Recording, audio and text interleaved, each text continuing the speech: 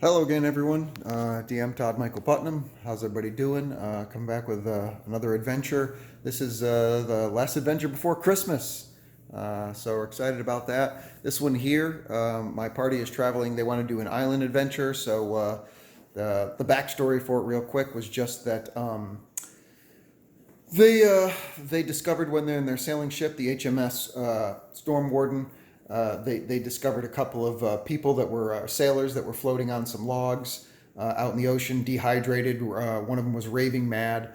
Once they spoke to him for a certain amount of time, they found out that they had been obviously shipwrecked and that they had been stranded on some island, and that the island first appeared to be beautiful and fantastic and full of games and wild berries and things like that. And then over time, little strange things started happening, like belt pouches would move, or the fire for the fireplace or for the campfire would suddenly get snuffed out. And as time moved on, and as he and his compatriot moved further inland, because game and berries and stuff started becoming scarcer, the harassment, the strange things that were occurring would steadily increase. And then there was like some pushing and shoving and whatnot, and eventually they came to believe that the island itself was haunted, and they jumped off and would rather take their chances out in the open ocean rather than with on some kind of a haunted island. And that's where the players pick them up, and so the players go and they're looking to discover what the source of this haunting nature is on the island. Eventually, and the players, once they get on the island themselves, they'll travel inland. They'll experience many of the same things that happened. Again, belt pouches and stuff being thrown away, or hats being blown off, or all of a sudden the whole jungle goes, the whole island just goes silent, and then all of a sudden the sounds come up again, things like that. Eventually, they'll come to this area here, which is like a druidic type grove. I did a previous one just as a set test or whatever it is, but this one is an actual gaming adventure that I decked out a little bit more, has a little bit more components to it.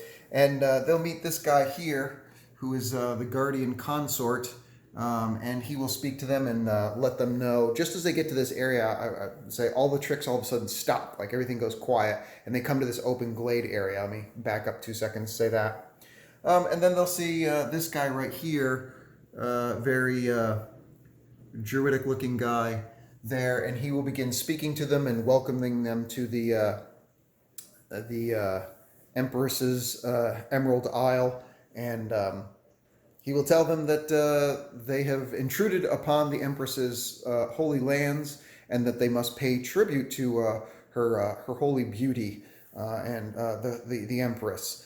And there'll be some conversation and whatnot. The price that they will be charged as for trespassing will be exorbitant, and combat will highly likely ensue, rather than, I assume, the players giving up all of their stuff.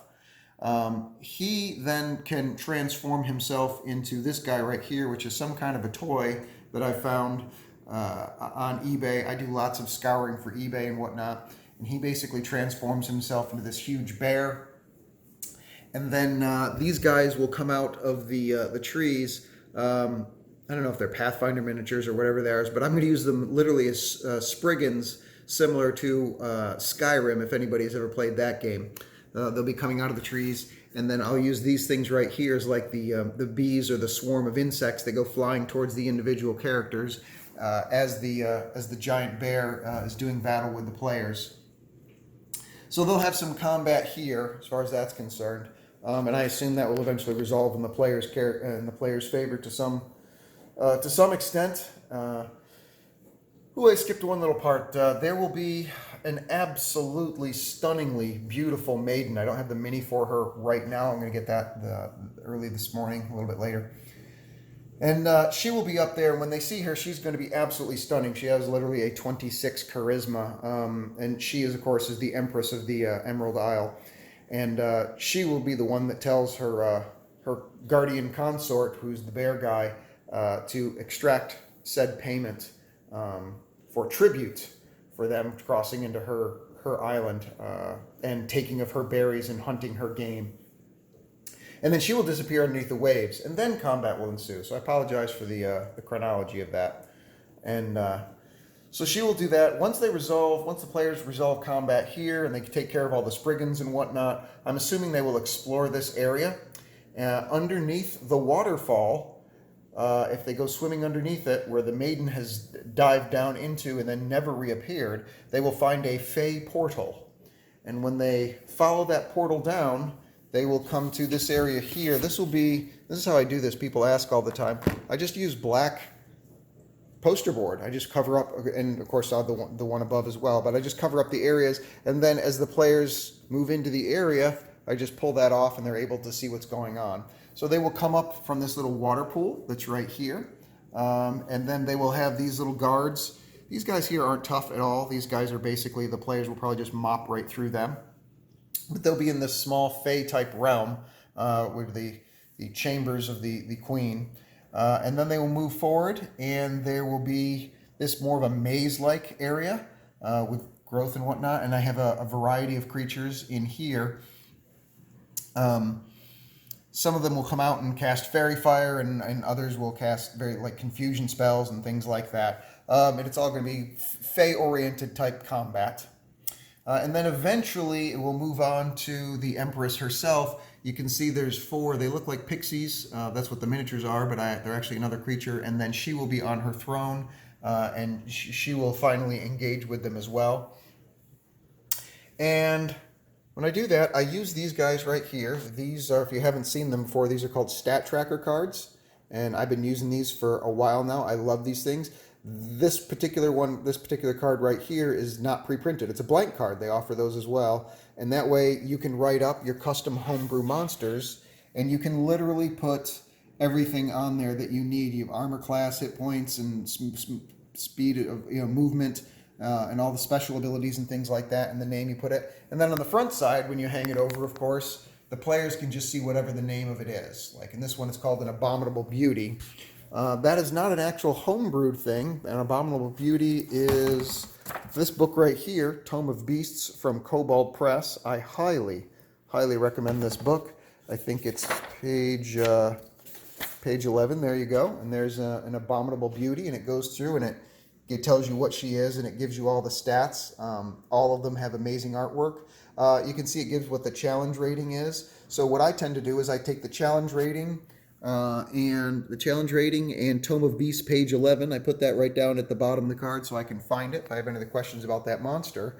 And that way I'm ready to rock and roll. I basically mix and match between Tome of Beasts and the other book that they have. I can't remember what it is, from Kobold Press. Those two, and then Monster Manual. And then obviously I do some homebrew myself. The pixie type guys are going to be these guys here, the Aridni. And again, that is another thing. If we open up here, I think it's I just put their page CR5, page 26. So there you go to page 26, and there's the Aridni, and they're like jacked up pixies, if you will. They're a little bit more offensive in nature. So those will be her like little Fey bodyguards that she has around her. And then of course I just use 3x5 cards for the players, where I have the name, their class, the actual player name, their armor class written in pencil, and their passive perception, so I can do passive perception checks on the fly, and they don't know that I'm doing them for them. And then something that I'm going to try, I don't know if I'm going to like it. It may end up being more work than it's worth, but one of the things I'm considering doing is I ordered these. They're just colored clothespins, and there's a bunch of different colors. All right, there's red and orange and I don't know, yellow and brown and pink and all that purple and stuff. But I'm just probably going to use these particular 3. If the monster or the player becomes bloodied, which means they're about half damage or so, I'll take one of these orange ones and I'll just pop it. Let's say one of the Adridni or whatever becomes bloodied, and I'll just post that on there so they can see roughly how bad a shape the monster is. Or the same thing with the players. If they become critical, I'll move it to here, and that way you can just see at a glance what the status is. But more importantly, I'm not sure if I'm going to use those or not. I'll try them out. I think it may be more work than it's worth, but we'll find out.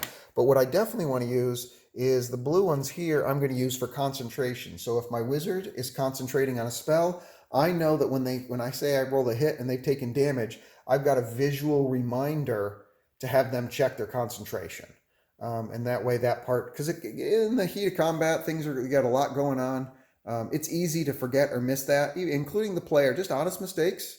And so if I've got that visual reminder up that, oh, you're concentrating on a spell, that reminds me to have them make that concentration check if they take damage or whatever. So that's it. The Empress's Emerald Isle adventure, and some of the stuff that I'm using to make it happen. And you can see there's the waterfall that I've got. I got that from again from some kind of a toy that I found online. I actually had to disassemble it to get just the pieces that I wanted. But I got that from online. The trees and stuff I ordered, I think, from China somewhere. I cast a very, very wide net. I'm not crafty like a lot of you great guys out there that do these amazing things that I see. I just don't have the time or the skill to do that. So I search eBay, I search Etsy, I search Amazon, anything for like O scale, 28 millimeter, kids' toys, anything like that I can just throw together, that I can use as props that help build together some kind of a table setting that helps convey what's actually going on. So there it is, and hope you enjoyed this session. Thank you so much. Bye.